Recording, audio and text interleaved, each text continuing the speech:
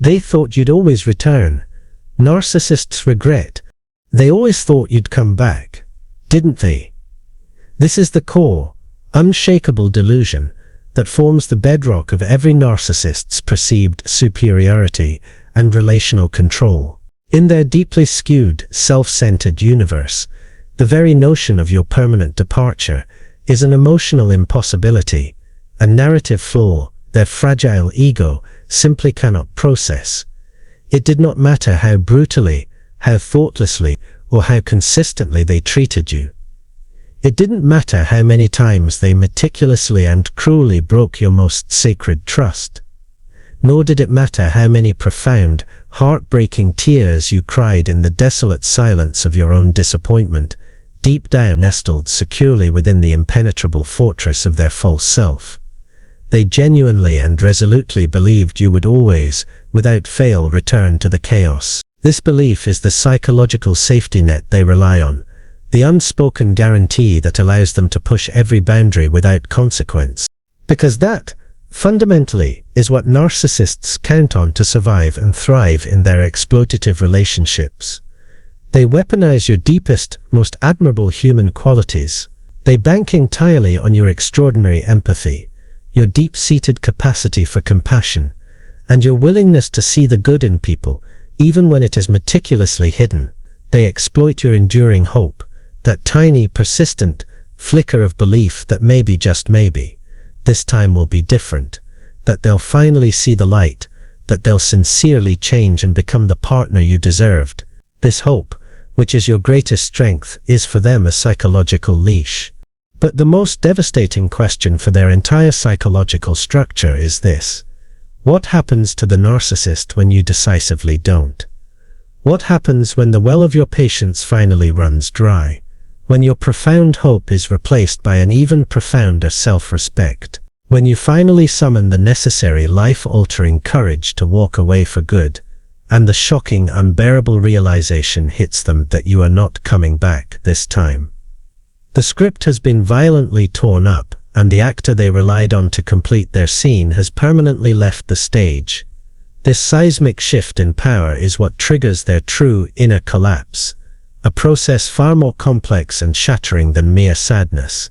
In today's comprehensive voiceover essay, we will meticulously uncover the raw, unvarnished truth of what really happens inside a narcissist's highly defensive mind, when the one person they psychologically categorized as a permanent fixture, the individual they thought would absolutely never leave, finally does. We will examine with clinical detail how their lifelong edifice of false confidence begins to catastrophically crumble, leaving them exposed to their own unbearable emptiness. We will dissect what their so-called regret truly, transactionally means, because it is not the remorse you expect. And perhaps most powerfully, you will learn why your steadfast, resolute silence is not merely a boundary, but is in fact their greatest, most enduring punishment. So stay present and attentive with me until the very end, because understanding this crucial final stage of the dynamic will empower you and help you finally see your own immense, unbreakable strength in a whole new, magnificent light. Your freedom is their crisis. The entire operational basis of the narcissistic personality is rooted in a profound and self-serving delusion. From a psychological standpoint, narcissists fundamentally live and operate in a meticulously constructed, highly insulated world, where everything and critically everyone revolves exclusively around their needs, their comfort, and their relentless fragile ego maintenance. They do not merely enjoy attention or validation. They are not simply pleased by it. They depend on it as one depends on oxygen, food, or water. It is the essential, non-negotiable supply that sustains their manufactured identity. Within this self-created transactional reality, they believe your love, your unconditional forgiveness, and your precious finite emotional energy are not freely given, beautiful gifts from one human to another. They perceive them as absolute entitlements, rights inherent to their perceived superiority. This mindset is the cornerstone of their abusive patterns. They believe they deserve your emotional output, regardless of their own behavior or investment.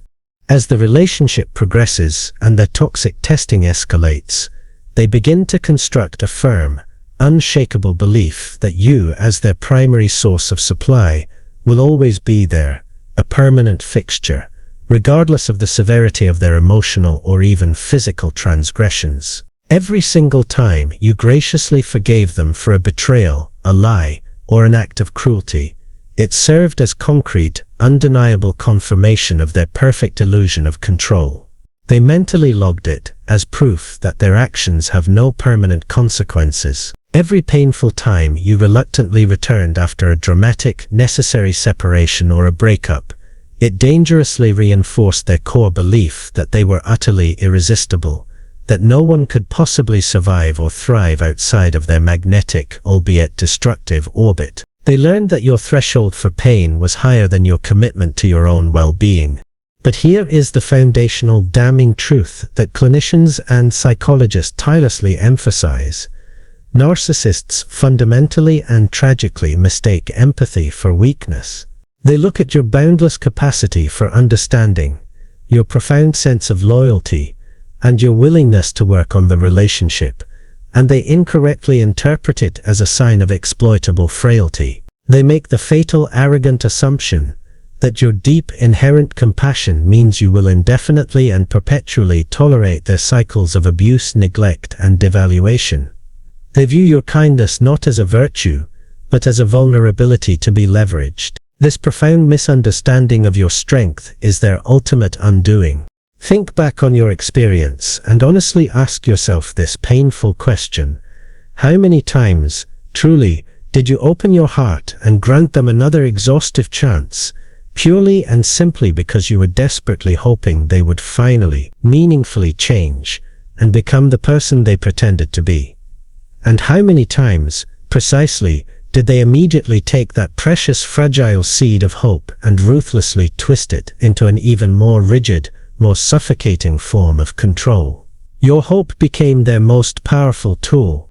That entire, deeply ingrained history of compliance, forgiveness, and return is exactly why your final, irrevocable decision to walk away shatters them to their psychological core. It's not just a rejection, it is the total, unprecedented repudiation of their entire operating system, the destruction of the foundational premise upon which their perceived power was built. Your final departure is the unexpected, impossible event that breaks the illusion of their absolute entitlement.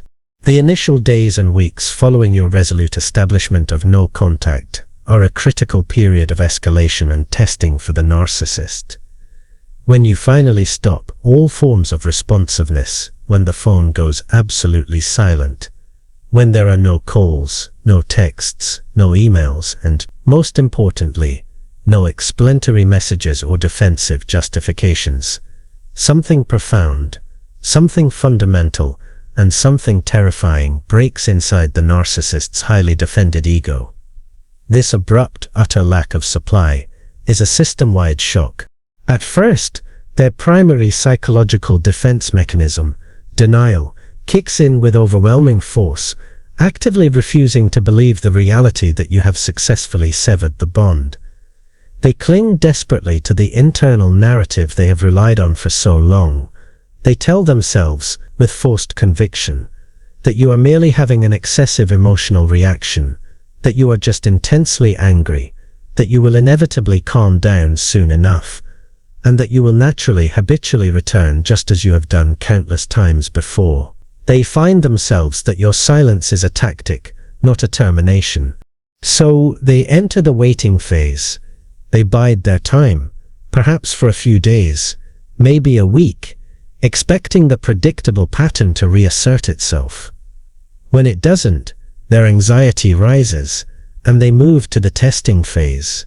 They test you meticulously, strategically, often deploying low-effort, high-impact Hoover attempts, maybe a random, casual, "Hey, how have you been?" sent late at night, a cryptic message referencing an inside joke, or a sudden dramatic and utterly fake apology that sounds meticulously sincere in its wording but feels entirely hollow and calculated in its delivery. They are casting bait, waiting for the smallest, most desperate nibble to confirm their control is still viable. But when you remain absolute, when you don't even twitch, when you fail to take the bait, that is the precise, critical moment when the initial arrogance gives way to a sickening, paralyzing wave of panic. The denial shatters, the test fails, and the reality of your non-return lands with a devastating, crippling force. Psychologically, this moment of catastrophic realization is clinically termed a narcissistic injury, a profound, non-negotiable blow to their inherently fragile and deeply insecure ego. This injury is not a simple rejection, it is an existential threat, because the permanent loss of control over you means, in their distorted, dependent worldview, the permanent loss of a crucial, functional piece of their very identity. You were a psychological extension of them, and that extension has just been surgically and permanently removed. Suddenly, without your constant affirming presence and reactive energy, they are forced to confront an emotion they cannot, under any circumstances, stand or tolerate. Powerlessness. They are forced to feel the raw, terrifying sensation that they are not, in fact, omnipotent, that they cannot command your return, and that they cannot command your return, and that they cannot manipulate the world to conform to their desires. This state of emotional impotence is for a narcissist who has built their entire life on a foundation of absolute control and perceived superiority, truly and utterly unbearable. It is a feeling of existential vertigo, a complete loss of psychological footing, and the beginning of the collapse behind the mask. Now this is the phase where things become significantly complicated and frankly highly misleading for the person who has left. When the initial panic subsides and the narcissist begins to process the permanent nature of your absence, they will often start to talk openly, sometimes publicly and sometimes privately, about feeling intense regret. If you hear this, or if others relay this information to you, it is absolutely essential to pause and apply a critical psychological filter. This is not the kind of regret a healthy person experiences. It is not remorse born of empathy or sadness over shared loss. Let's establish this with absolute clarity. Their so-called regret is never ever about missing you as a unique, whole, valuable person. Their psychological wiring simply does not allow for that type of deep, empathetic, relational missing. Their regret is entirely and exclusively about missing what you gave them, the transactional, functional benefits you provided. It is about the immense loss of validation, the sudden painful lack of continuous attention, and the complete cessation of the high-octane emotional fuel or supply they required to maintain their fragile equilibrium. If you were able to listen to the unfiltered, honest monologue inside their head, the true nature of their regret would be glaringly obvious. It would sound precisely like this, phrased always in terms of self and loss. I truly miss how you made me feel important and admired when you looked at me. Missing the reflection. I genuinely can't believe you'd do this to me after everything I've done for you and sacrificed for this relationship. Feigned victimhood and entitlement. My life is so much harder now that I have to manage everything alone. Missing the labor support. How dare you leave me? I was the best thing you ever had. Grandiosity and power struggle. You must consciously notice the persistent, absolute focus on the self. The narrative is always I and me and how their life has been inconvenienced or diminished. Notice the profound systematic absence of the one statement that would signify genuine remorse. I am truly sorry I hurt you, and I deeply regret the pain I caused. The true underlying translation of their regret is always, in its coldest essence, I am profoundly sorry that I lost control of you, and that my primary source of supply is permanently gone. This regret, therefore, is not born from a capacity for love. It is born exclusively, urgently, and transactionally from the catastrophic loss of supply, the essential, non-negotiable emotional lifeline that kept their constructed ego functional and alive. It is a primal fear of self-annihilation manifesting as superficial remorse. And this is where their manipulative strategy often makes a return. Have you ever observed how they can suddenly, almost miraculously, become charming, engaging, and even seemingly remorseful, again right at the precise moment you are visibly doing better, thriving, or moving forward with a new, healthy life? That is not coincidence. It is a calculated, strategic, and desperate attempt at re-establishing control. Your self-sufficiency threatens their perceived power, and they move to sabotage your peace. They regret losing the functional relationship you provided, not the person.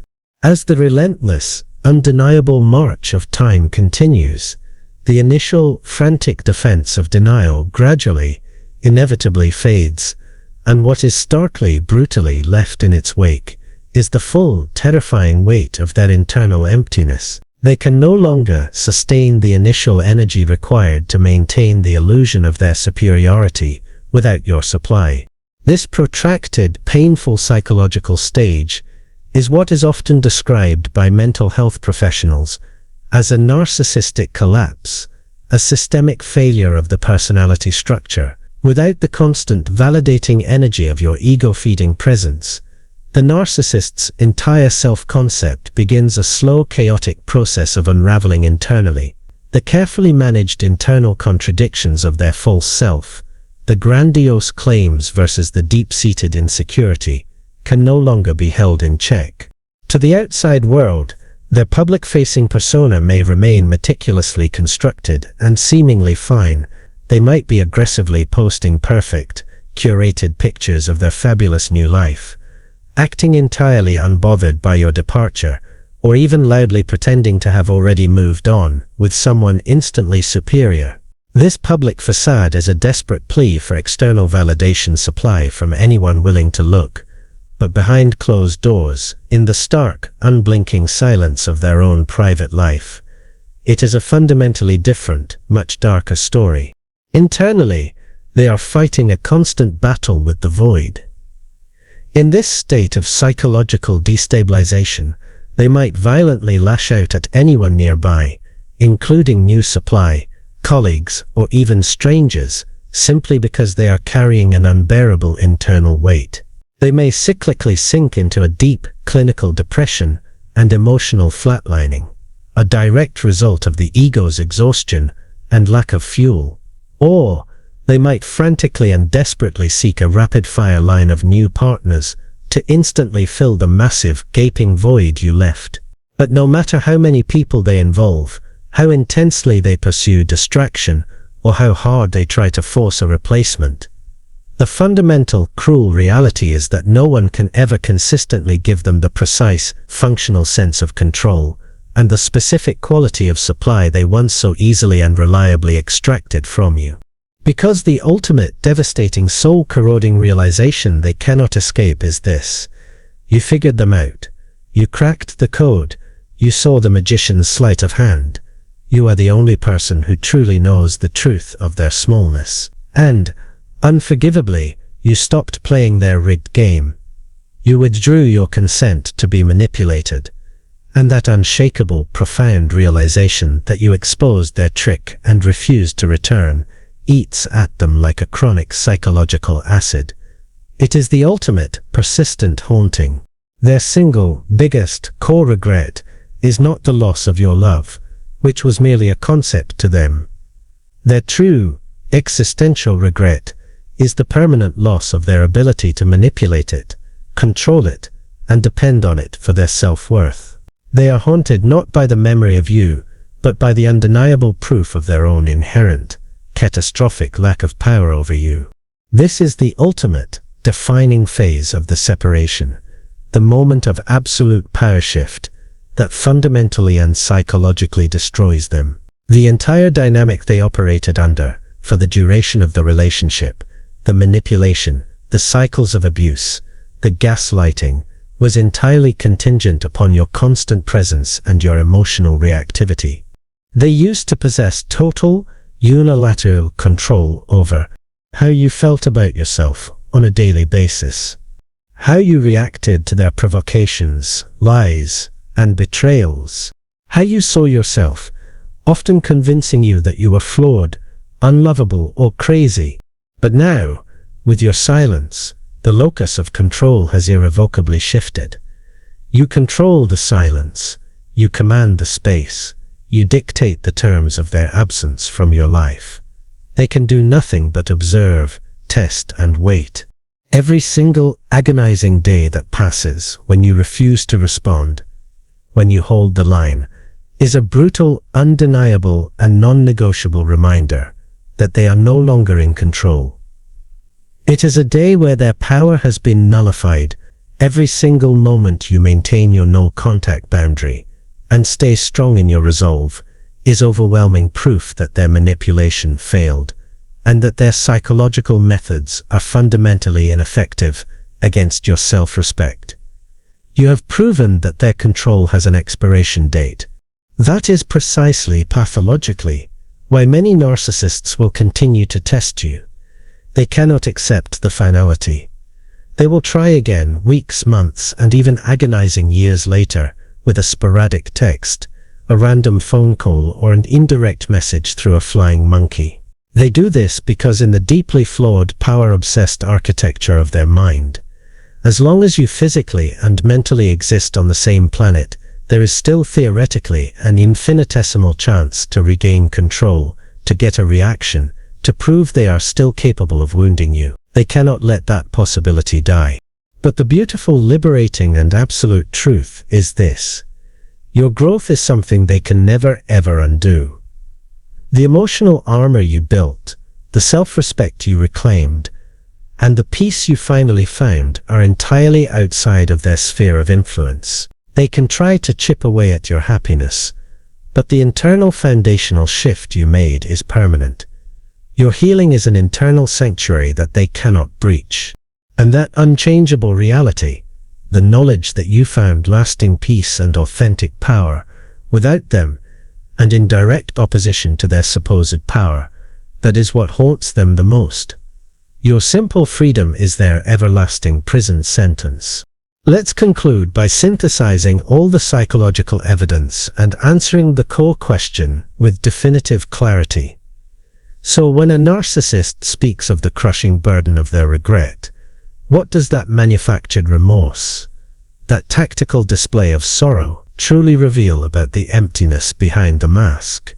It is the final, undeniable performance that exposes everything. Firstly, their regret shows the profound emptiness they have been hiding all along. It is the void in their soul, temporarily obscured by your light, that now rushes back in with devastating force. Your absence made their internal reality suddenly visible, even to them. Secondly, it reveals that their confidence was never authentically real. It was a synthetic creation, a paper tiger, built entirely on the shaky transactional foundation of the control they exerted over others. Without your submission, their superiority vanishes. And most powerfully, it definitively shows that once you take back your power and permanently withdraw your supply, they cannot survive on their illusion anymore. The system requires an active battery, and you took it out. The facade cannot be maintained in the complete absence of your energy. They thought you'd always return and permanently stay because they fundamentally, pathologically never believed you would ever truly see your own profound worth. They spent so long attempting to shatter your self-esteem that they genuinely believed you would be too weak or too lost to walk away and stay gone. But the monumental day you chose peace over pain, when you chose your sanity over their drama, you instantly became the one, singular thing in their universe they cannot control. A human being who is definitively and unapologetically free. So the next time, or if ever, you find yourself questioning or wondering if they genuinely regret losing you, forcefully remind yourself of this unassailable psychological truth. They regret losing control, not the genuine capacity for love. They regret losing their perfect, life-sustaining reflection, not the complexity of the relationship. And most damningly, they regret catastrophically underestimating you, your strength, your resolve, and your absolute capacity for self-liberation. When you made the courageous, self-affirming choice to walk away, you did not merely end a toxic relationship or sever a painful bond. You decisively ended their grand destructive illusion of absolute power. You took your piece off the board, and thereby cancelled the entire game.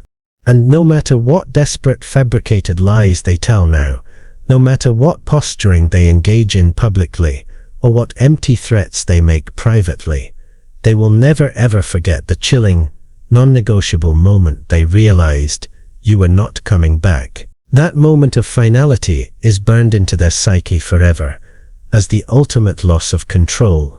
That moment of realization is not just their loss, it is your absolute, total and profound liberation. It is the declaration of your victorious sovereignty.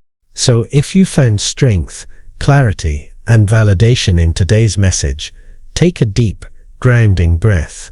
Allow the weight of false guilt to fall away, and remind yourself of this core, unshakable truth.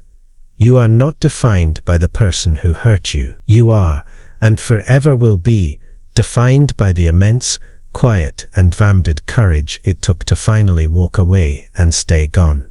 If this video helped you to truly understand your inherent worth, to validate your decision, and to reinforce your no-contact boundary, do not forget to like, share, and subscribe, because somewhere out there right now, someone is still clinging to the false belief that the narcissist will miraculously change, and they desperately need to hear that it is not only acceptable, but necessary to finally choose themselves and their own peace. Your story, your silence, is their blueprint for freedom.